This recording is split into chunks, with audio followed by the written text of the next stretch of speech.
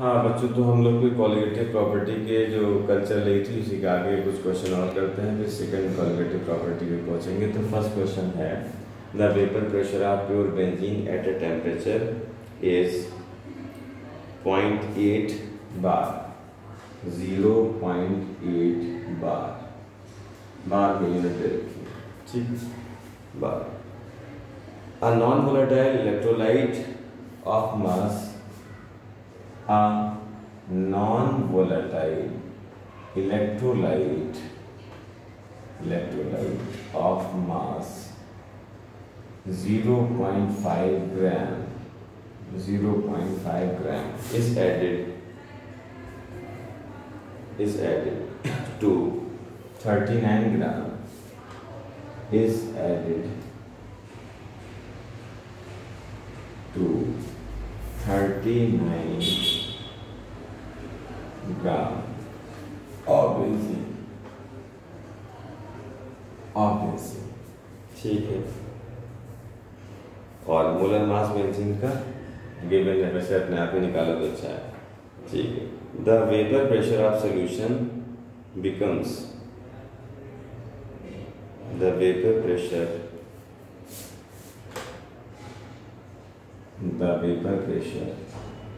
of solution becomes 0.7 bar, इतना हो जाता है। What is the molar mass of the substance? What is the molar mass of the substance?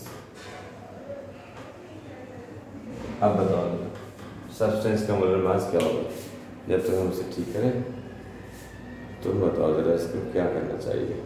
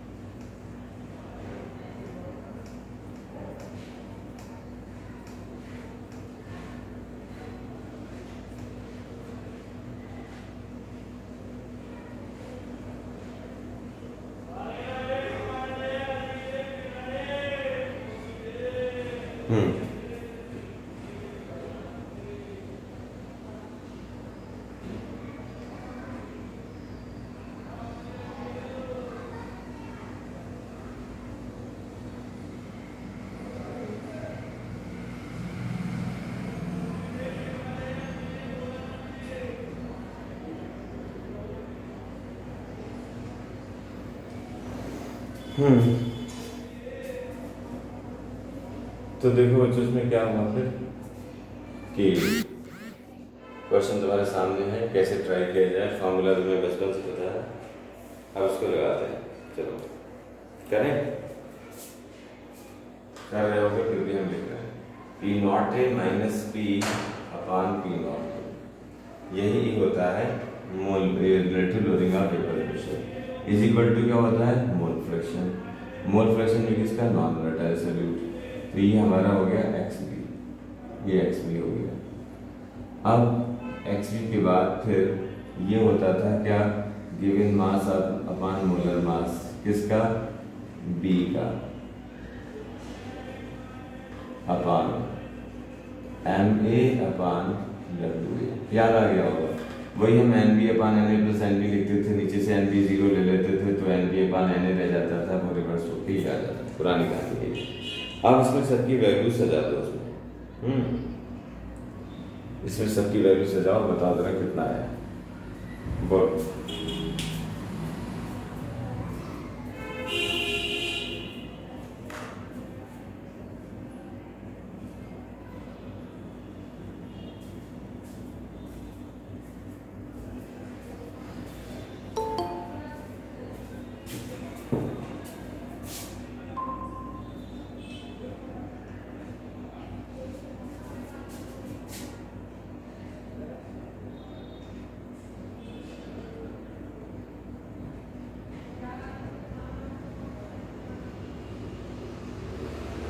ये question दिया गया बच्चों, जल्दी से करो।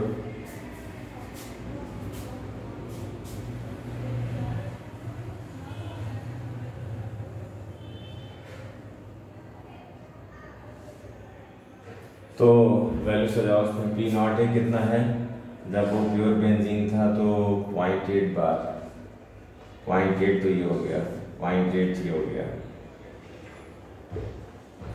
बाद में हो जाता है कितना, 0.7 हो गया। अब ये तो है नॉन इलेक्ट्रोलाइट सॉल्यूट, कितना ऐड करा गया इलेक्ट्रोलाइट 0.5, तो इसका ये मास हो गया 0.5 ग्राम ऐड करा गया benzene, 39 gram of benzene. Solution becomes कितना बार, तो ये इलेक्ट्रोलाइट का मास हमको नहीं पता है बच्चों, नॉन इलेक्ट्रोलाइट का मास इतना, मोलर मास हमें नहीं पता है, निकालना। अच्छा बेंजीन के कितने ग्राम में ऐड करा गया है, एडेड टू 39 ग्राम बेंजीन, तो यहाँ पर ये जो है 39 ग्राम बेंजीन, और मोलर मास जो इसका निकालेगा बेंजीन का C6H6 होता है, तो कार्बन का 12 होता है 6 और इंटू 6 और जोड़ दो, ठीक है, तो 78 बन गया, तो यहाँ पर 78 रख दिया बस। अब इसमें एम डी की वैल्यू ज़रा सॉल्व कर दो, देख लो जो भी आई वो तुम्हारा आंसर। तो एम डी की वैल्यू क्या आई इसे देख लो, जो भी आएगा उसके आगे ग्राम लिख दिया जाएगा, ठीक। फिर चलो नेक्स्ट क्वेश्चन में चलते हैं बच्चों।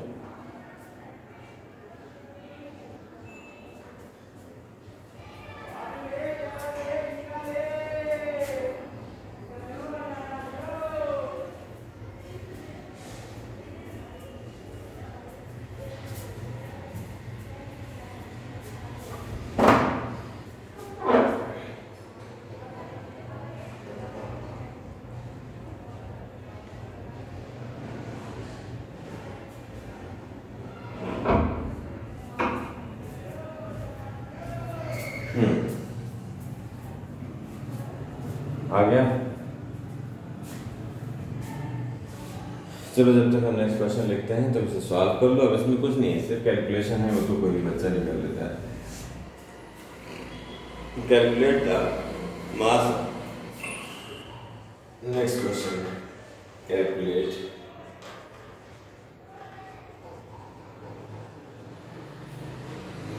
The mass of non volatile solute, non volatile solute having molar mass 40 gram, molar mass 40 gram।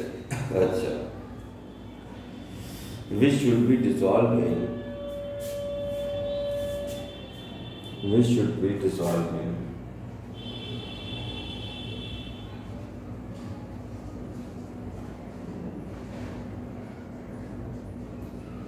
dissolved in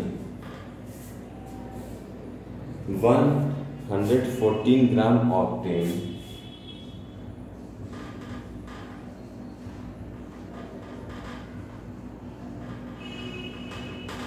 114 gram octane to reduce its vapor pressure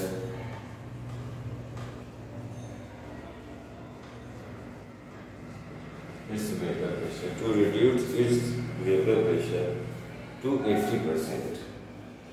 बस थोड़ी सी लैंग्वेज बदल गई है, क्वेश्चन में ऐसी कोई खास बात नहीं, वही पुरानी सब कहानी।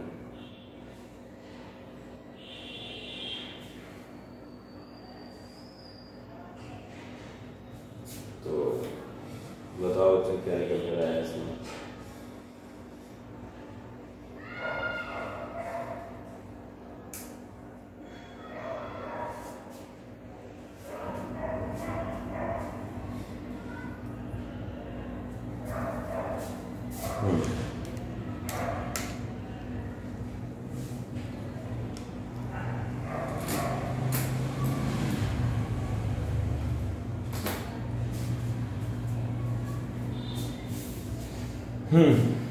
तो बताओ बच्चों कैसे निकाला जाए इसको, क्या दिया है, क्या फाइंड करना है। तो इन्होंने बताया कि reduce its vapour pressure to 80%, 80% vapour pressure reduce कर दिया जाए। तो इसका मतलब है पहले अगर 100 था तो अब कम होकर क्या 80 कम हो गया, ठीक है, या रिड्यूस टू, दोनों बातों में थोड़ा सा फर्क है। अब जो सोल्यूशन है तो उसमें कहा गया है to reduce its vapour pressure to 80%, मतलब कम होकर 80% रह गया। अगर ये लैंग्वेज होती to reduce 80% of its vapour pressure, तब हम 20 बचाते। इस बार उन्होंने कहा है 20 कम हो गया है, 80 तक बचा हुआ है। मीन्स अगर हम फॉर्मूला लगाएं बच्चों, P naught A minus PA, नहीं ये सोल्यूशन हो गया, upon P naught A is equal to mole fraction. तो मोल फ्रैक्शन में हमने क्या पूछा है, mass of non volatile solute. Mass का मतलब इसको हमें अभी ओपन करना पड़ेगा, चलो ओपन कर लेंगे। तो मास ऑफ नॉन वोलेटाइल सॉल्यूट को हम XB बोल देते हैं। अच्छा, अब यहाँ पर 80%, यानी कि जब हमारा प्योर सॉल्वेंट होगा उस वक्त 100 था, अब कम होकर रह गया है 80 तक, ये कहना चाह रहे हैं। और XB हम जानते हैं NB अपान NB प्लस NA, ये होता है। अब NB क्या होगा, मोलर मास तो हमें निकालना है नॉन वोलेटाइल का, इसको और ओपन करो, given mass of B upon molar mass of B, given mass of B upon molar mass of B, given mass of A upon molar mass of A। अब यहाँ से ढूंढते हैं, calculate the molar mass of solute having, calculate the mass of non volatile solute having molar mass 40। तो molar mass तो solute में 40, MB की जगह हमने डाल दिया 40, यहाँ पे भी MB की जगह पर 40। 140 ग्राम ऑफ ऑक्टेन, तो ऑक्टेन के 114 ग्राम इन्होंने वेट दे रखा है, ये तो हो गया WA की जगह पर 114, और मोलर मास इसका निकालेंगे। ऑक्टेन का मतलब है C8, H कितने हो जाएंगे, डबल से तो ज़्यादा 18, इसमें यहाँ पर 12 इंटू 6 प्लस क्या करना है 18 करना है। तो ये हमारा ऑक्टेन बनके तैयार हो गया। अरे ऑक्टेन मैंने 6 क्यों लिया, 8 क्यों बनाएंगे, 18 ऑक्टेन। तो ये हमारा हो जाएगा बच्चों कि कितना होगा, जरा इसको जोड़ लो, देखो कि ऑक्टेन का ये मोलर मास क्या निकल कर आया है। 96 हो गया, और फिर इसमें 18 और जोड़ दिया, 14, यही आ गया 114।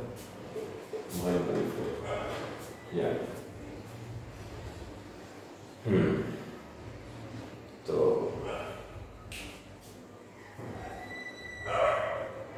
अब इसकी वैल्यू यहाँ पे भी 114 याद। अब इसको सॉल्व करो, बस खत्म हो गया क्वेश्चन। तो यहाँ पर आया हमारा 20/100 is equal to W upon 40, यहाँ पे भी W अपॉन 40 प्लस का ये।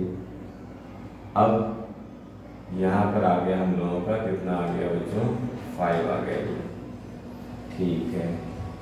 क्रॉस मल्टीप्लाई कर दो, 5 पहुँचा दो इधर, ये पहुँचा दो इधर, तो यहाँ पर आ गया W upon 40 plus 1 equal to 5W upon 40, यार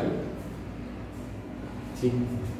अब यहाँ पर इस W को धर लो और यहाँ से इसको निकालो, ठीक है ना। तो यहाँ पर आया 5W अपॉन 40 माइनस का W अपॉन 40 इक्वल टू 1।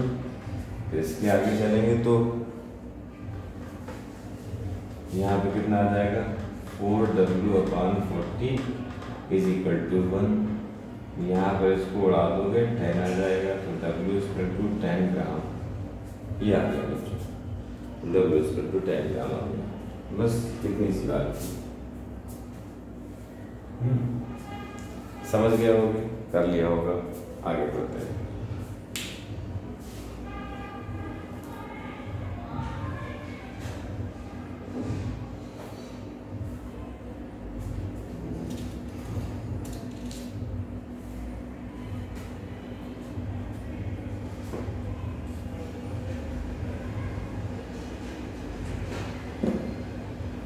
जब तक हम लिखते हैं next question.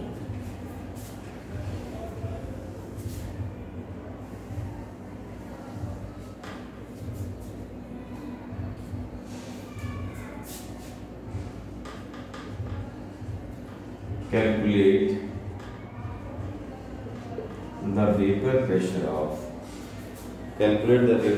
of an aqueous solution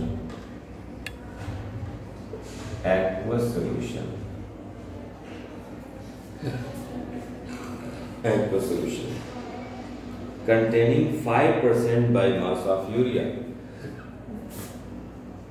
containing 5% by mass of urea अच्छा, एट टेम्परेचर कुछ दे रखा है, क्या करना है temperature. The vapour pressure of water is 298 kelvin. The vapour pressure of water at 298 Kelvin is 23.75 mm। अच्छा, mm ऑफ लीजिए, ठीक है भाई। तो वेपर प्रेशर जिन्होंने दे रखा है कि बाय मास यूरिया की बात करें हमें, the vapour pressure of water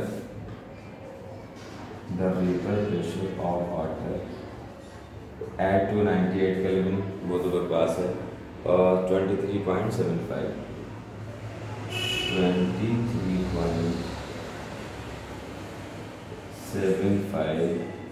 mm of Hg। चलो अब तो ये लिख गया, अब समझते हैं, सारा दिमाग तो लिखने में लग गया। Calculate the vapour pressure of an aqueous solution containing 5% by mass of urea. ठीक, यूरिया का फॉर्मूला उन्होंने दे रखा है, हम लोगों को पता है NH2CO NH2। ये हो गया। Calculate the vapour pressure of an aqueous solution containing 5% by mass of urea. तो यूरिया जो है 5% बाय मास कहीं प्रेजेंट है, तो उसका वेपर प्रेशर हमें सॉल्यूशन का निकालना है। जब वो सॉल्वेंट का वाटर था तब का वेपर प्रेशर हमारे हाथ है, मतलब मेरे पास है, और जब सॉल्यूशन बन गया तो हमें नहीं पता। तो चलो भी करते हैं इसको, तो किया जाए। अच्छा,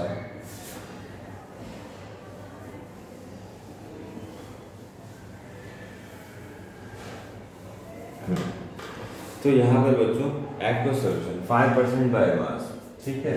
तो यहाँ पर वही फार्मूला नेग्लिजिबल वाला ही एन लिखेंगे। तो इस तरह से फार्मूला होता है P0A minus P/P0A is equal to XB। XB का मतलब NB, NB का मतलब क्या हुआ, given mass of B upon molar mass of B into molar mass of A upon given mass of B। पूरा फॉर्मूला तैयार है, सिर्फ वैल्यू सजाना है। तो पहले ढूंढो, एक ट्राई करो। अभी हम भी पीछे वैल्यू रख रहे हैं, पहले अपने आप इसे देखो समझो और इसमें से वैल्यू को आइडेंटिफाई करो, निकालो। सिर्फ एक चीज छोड़ के सभी कुछ पता है। 5% बाय मास ऑफ यूरिया का मतलब तुम्हें पता ही है कि 5 जो ग्राम है वो सॉल्यूट है 100 ग्राम ऑफ सॉल्यूशन में। बस निकालो।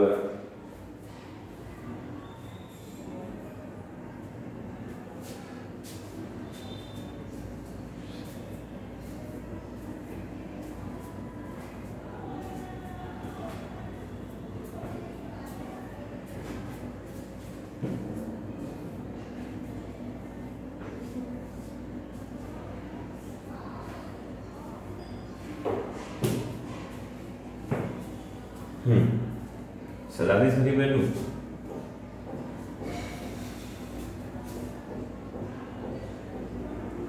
भाई सोल्यूशन का तो वो प्योर सॉल्वेंट का तो उन्होंने दे रखा है, बहुत अजीब से वैल्यू दे रखी 23.75। चलो कोई बात नहीं, हम लोग तो अजीब से ही हैं, जैसी वैल्यू को देंगे वैसे निकाल डालेंगे।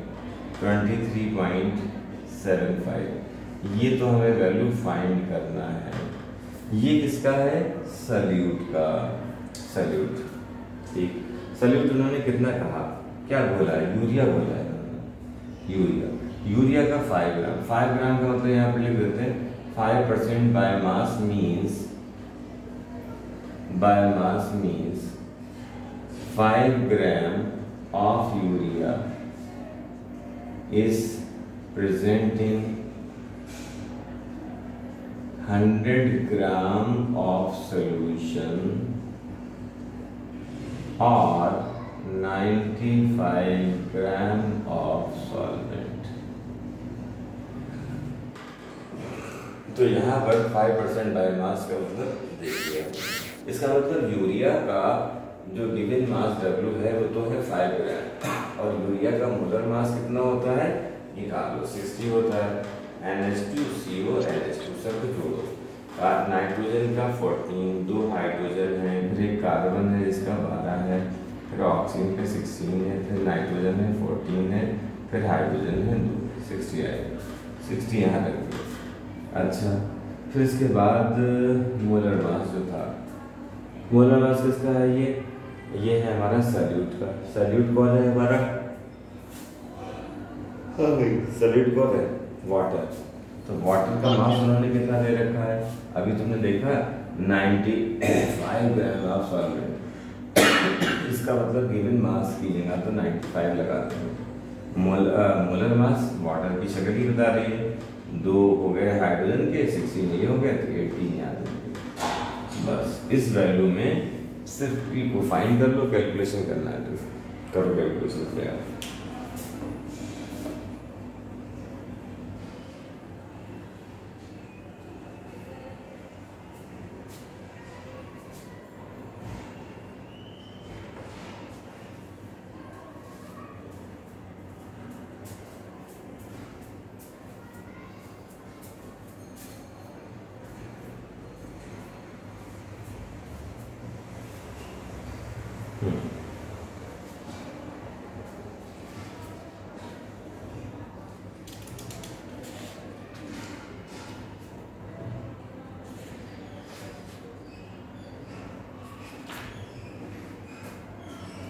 हाँ मेरे बच्चों समझ पाए?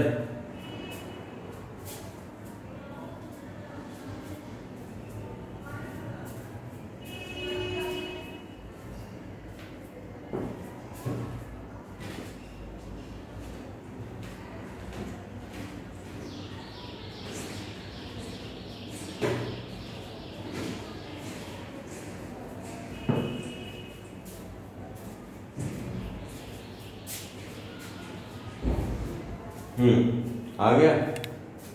चलो अब करते हैं नेक्स्ट प्रॉपर्टी के बारे में करते हैं। यहाँ से तुम्हें अंदाजा लग गया कि किस तरह से क्वेश्चन हमें करना है। इसके ढेरों क्वेश्चन जहाँ जहाँ जितने मिल पाए तो दोनों को ट्राई करो। अच्छा भाई, तो चलते हैं बच्चों नेक्स्ट हेडिंग की तरफ। तो नेक्स्ट हेडिंग है हम लोगों की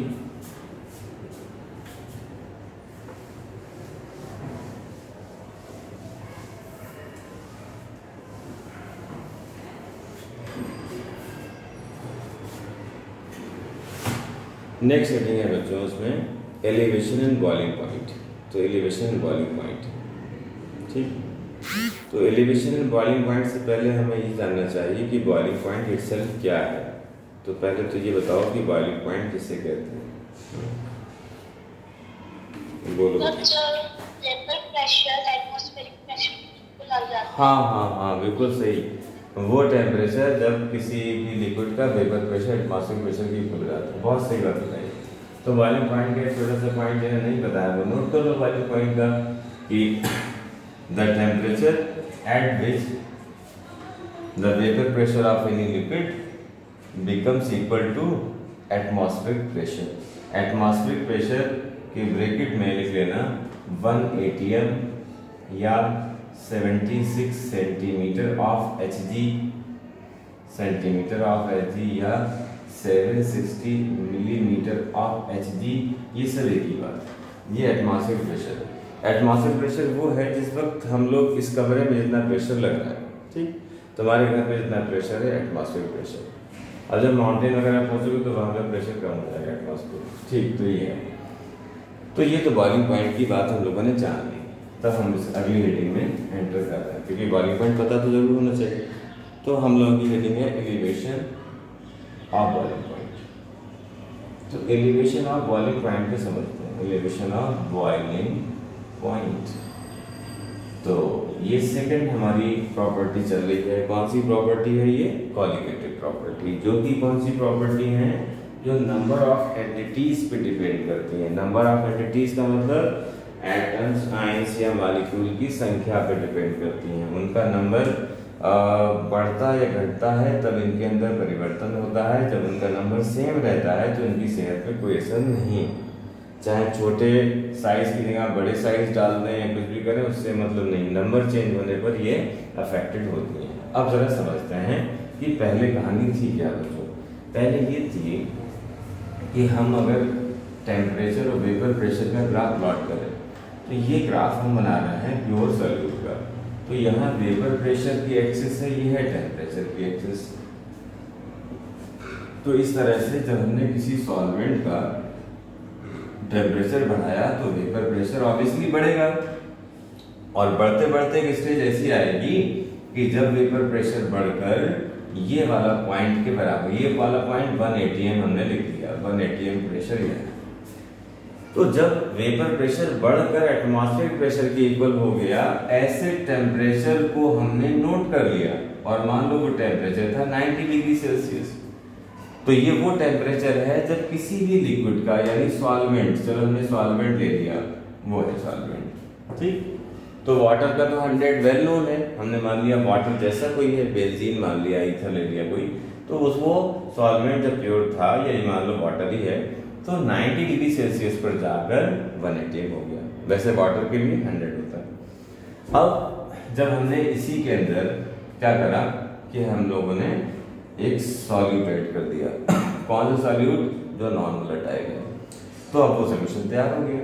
जब सोल्यूशन तैयार हो गया तब हमने इसका फिर से टेम्परेचर बढ़ाना शुरू किया, तो देखा कि उतने टेम्परेचर पर तो वेपर प्रेशर भी बहुत कम है, तो हमें टेम्परेचर और बढ़ाना पड़ा, और बढ़ाने के बाद ऐसी एक स्टेज आई जब इस सोल्यूशन का वेपर प्रेशर क्या हो गया, जब इस सोल्यूशन का वेपर प्रेशर 1 atm हो गया, तब उस टेम्परेचर को हमने नोट डाउन कर दिया। मान लो 105 है, इसका मतलब पहले 90 डिग्री सेल्सियस पर वो उसका वेपर प्रेशर 1 atm हो रहा था।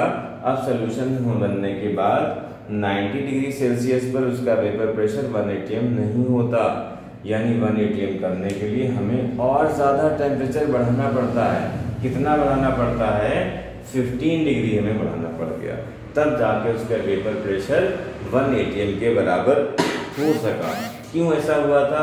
रीजन इसका व्हीकल वाला है कि जब ये प्योर सॉल्वेंट था तो आसानी से वेपराइज हो रहा था, वेपर बन नहीं थी, अच्छा खासा वेपर प्रेशर था।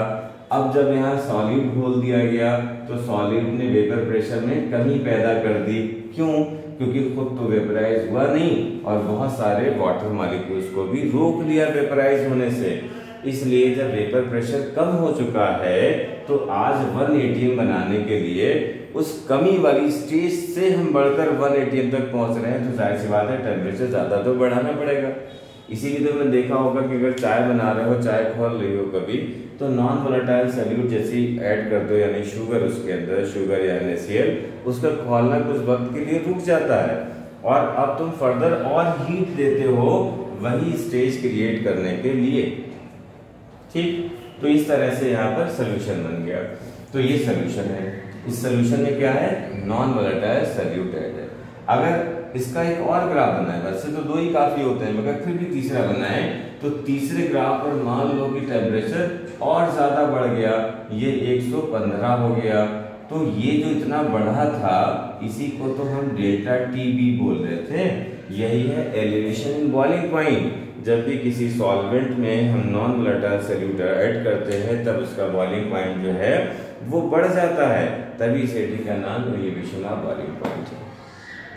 अब अगर हमने दूसरा एक और सोल्यूशन लिया तो उस सोल्यूशन में अगर हमें पता लगा ये सोल्यूशन 1 था, ये सोल्यूशन 2 है, इसका बॉइलिंग पॉइंट और बढ़ गया है, तो इसका मतलब सोल्यूशन 2 की कंसंट्रेशन ज्यादा है। Concentration of solution 2 is greater than concentration of solution 1। ये रिजल्ट निकल कर आ गया। अगर ऐसे एक चौथा पांचवा सोल्यूशन और बता दिया जाए तो जितना तुम्हारा बॉइलिंग पॉइंट बढ़ेगा उतनी ज्यादा कंसंट्रेशन उसकी हो जाएगी। क्यों? क्योंकि जितनी कंसंट्रेशन ज्यादा है उतनी वेपर प्रेशर कम बन रही है, उतना ही हमें ज्यादा हीट देना पड़ रही है 1 ATM बनाने के लिए। ये इसमें बात होगी, समझ में? बोलो, ये चीज थी। अब इसको प्रॉपरली नोट डाउन कर लें। हाँ बोलो। समझ आ गया। अच्छा, तो इसके बाद ग्राफ तो बड़ा काम का है, बना लो। कम से कम 2 बनवाए जाते हैं। तुम चाहो 3 बना सकते हो, तुम चाहो 4 ही बना सकते हो, मगर दो तो बनाइए, 2 कम से कम, इतने 2 तो हो ही जाए। तीसरा चौथा तुम बनाओ। ये डेल्टा टी है, जितना बड़ा है वही टेम्परेचर का डिफरेंस। कितना बड़ा? 105 माइनस 90 कर दिया हमने, तो 15 जो आया वो हमारा डेल्टा टी है। अब इसका डेरिवेशन तो आगे करेंगे, पहले तो इसकी थोड़ी सी 2-4 लाइनें लिख लो, उसके हुआ क्या था। ठीक है, तो पहले 2-3 पॉइंट लिख लो उसके।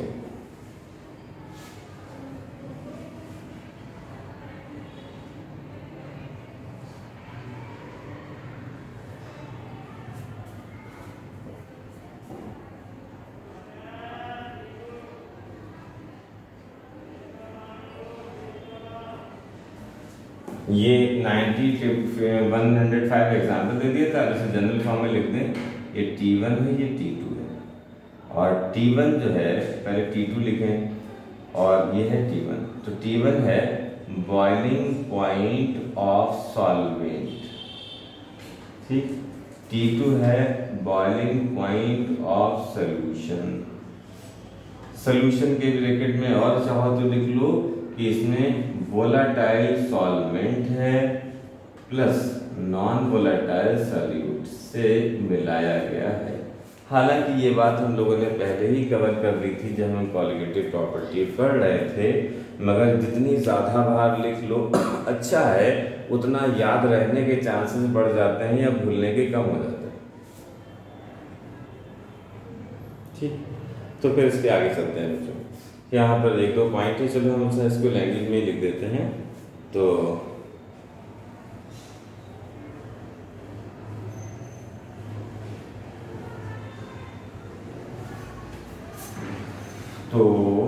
ये तो बात हो गई। हम यहाँ पर एक स्टेटमेंट लिख देते हैं, ठीक है बच्चों। तो यहाँ पर लिखना है बच्चों,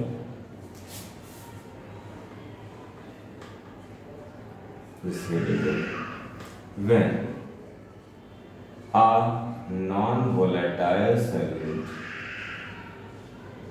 is added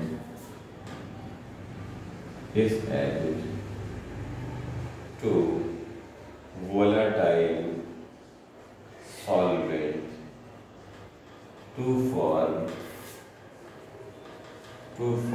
a solution,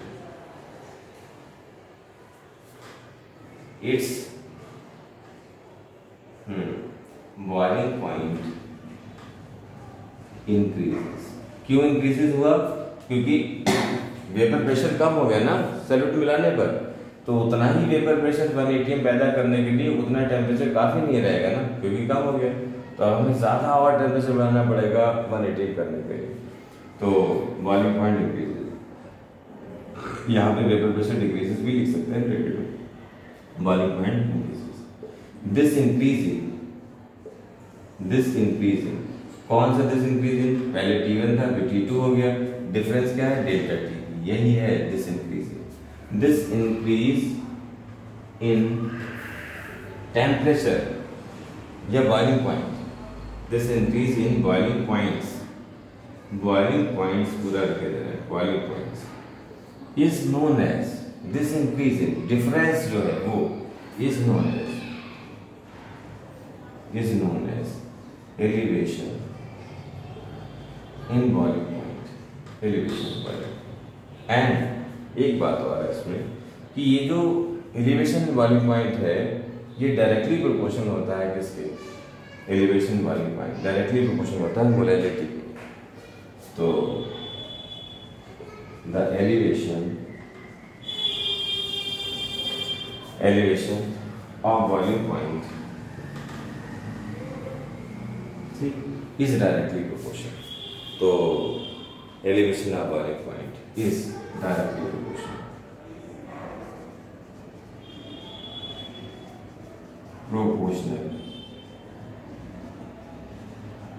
to the molality of solution, to the molality of solution, बस मोलैलिटी ऑफ द सोल्यूशन। काम की बात है कि जो यहाँ पर इंक्रीमेंट हो रहा है वो डायरेक्टली प्रोपोर्शनल किसके है, मोलैलिटी के। मोलैलिटी हम लोगों ने वैल्यू पढ़ रखी है, बहुत ढंग से पढ़ रखा था, तो इसको हटाते हैं, यहाँ लिखते हैं फिर आगे।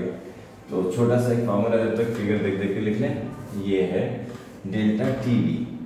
डेल्टा टी का मतलब एलिवेशन है, बी तो बॉइलिंग पॉइंट के लिए लगा रखा है। डायरेक्टली प्रोपोर्शनल किसकी है, मोलैलिटी स्मॉल एन होती है। डायरेक्टली साइन हटाएंगे, कांस्टेंट आ जाएगा। कांस्टेंट का नाम क्या है, इसमें के है, बॉइलिंग पॉइंट की वजह से बी लगा दिया और एम हो गया। इसे कहेंगे मोलर एलिवेशन कांस्टेंट। ये है मोलर एलिवेशन कांस्टेंट। तो चलो नाम लिख ही लेते हैं, molar elevation constant, elevation constant. हाँ, इसकी यूनिट अगर तुम देखो तो क्या बनना चाहिए, बताओ। इसकी यूनिट बनेगी टेम्परेचर की, क्या हो गई बताओ, टेम्परेचर की केल्विन या डिग्री सेल्सियस, केल्विन पर मोलर, केल्विन पर मोलर, या फिर केल्विन के अलावा मतलब मोलर के अलावा मोलैलिटी की क्या होती थी, मोल पर केजी होती थी, तो यहाँ पे मोल पर केजी ले लेते हैं। तो यहाँ पर केल्विन अपान मोल, अच्छा पर केजी, तो केजी ऊपर पहुंच जाएगा, तो ये बन जाएगा केल्विन और केजी अपान मोल, बस। मतलब ये वाली यूनिट आ गई इसमें, समझ पाए, केल्विन केजी पर मोल, केल्विन केजी पर मोल, केल्विन केजी पर मोल, ठीक। तो ये हो गया। और केल्विन की जगह पर हम डिग्री सेल्सियस भी ले लेते हैं कभी कभी, तो मेनली एसआई सिस्टम में केल्विन ही लेना होता है, मगर सेल्सियस भी हो सकता है। अब इसके आगे बढ़ते हैं, ये तो उधर कहानी हुई। अब इसकी एक डेफिनेशन भी बनती है, तो डेफिनेशन एक लाइन की है, चलो ये भी लिखी जा रही है डेफिनेशन की। क्या होगा कि Kb is equal to delta Tb when concentration या मोलैलिटी इज इक्वल टू 1। जब वन मोलैलिटी होती है सोल्यूशन की, उस वक्त वन मोलैलिटी के वक्त जो भी हमारा इंक्रीमेंट होता है, जैसे एक सोल्यूशन है जिसकी कंसंट्रेशन 1 मोल पर केजी है, अब उसमें तुमने इसका टेम्परेचर बढ़ाया, तो उसमें तुमने देखा कि इसमें यूनिट जो थी कंसंट्रेशन में जितना भी एलिवेशन हुआ, टेम्परेचर बढ़ गया 10, तो उसका केवी की वैल्यू 10 आ गई, ठीक है। तो कंसंट्रेशन पे डिपेंड करता है, तो ये इसकी यूनिट हो जाएगी। तो केवी को लिख भी सकते हो तुम लोग, क्या लिख सको कि मोलर बॉइलिंग पॉइंट एलिवेशन, इसका नाम लिखा molar boiling point elevation constant for a solvent is numerically equal to elevation of boiling point which is observed for 1 molar solution. ये तो भाई इसकी छोटी छोटी बात हो गई जो एक नंबर में इसकी बात बन सकती है। अब जरा इसके आगे आते हैं। अब यहाँ पर ये दोस्तों बीच में बकवास आ गई थी, ये बात अपनी चल रही थी, इसी को आगे बढ़ाओ। तो डेल्टा टीबी जो था वो इक्वल टू क्या है, केबी इंटू एम। अच्छा, तो केबी तो हमने जान ही लिया, मोलैलिटी हम लोग बचपन से जानते हैं, क्या है molality, given mass upon molar mass, ठीक है। और यहाँ पर capital W mass of solvent, और यहाँ पर 1000। ये सारा जो था हमारा वो टीवी का फॉर्मूला हो गया तैयार। अब इसके क्वेश्चन करना है कल। ये क्या है? Mass of solvent, mass of solvent. अच्छा ये क्या है? ये दोनों सॉल्यूट के हैं, तो मोलर मास ऑफ सॉल्यूट, ये क्या है? Given mass of solute, given mass of solute, given mass of solute है, ठीक। अच्छा फिर ये क्या है? Molar elevation constant, molar elevation constant. ये क्या है? Elevation in boiling point, elevation of boiling point. तो डेल्टा टी को हम क्या लिखेंगे? T2 minus T1। T2 क्या है? बढ़ा हुआ वाला टेम्परेचर। जैसे अगर 80 से 90 हो रहा है तो 90 वाला T2 हो जाएगा, 80 हो जाएगा T1 वाला, ठीक है ना। तो ये तुम्हारी सारी इसमें कहानियाँ हो गई। और इसको एक प्यार से एक और भी नाम दिया गया, मोलर एलिवेशन कांस्टेंट को एब्लियोस्कोपिक कांस्टेंट भी कहते हैं, एब्लियोस्कोपिक कांस्टेंट। एक अजीब सा नाम है, हो सकता है कभी एक नंबर में पूछ बैठे, तो एब्लियोस्कोपिक कांस्टेंट भी इसका नाम दिया गया है, ठीक है। तो इसको फिनिश करो। चलो भाई आज का बुलेटिन यहीं तक रखते हैं, टू बी कंटिन्यूड। हम लोग कल करेंगे इसके क्वेश्चन, इतना सब तैयार कर लो।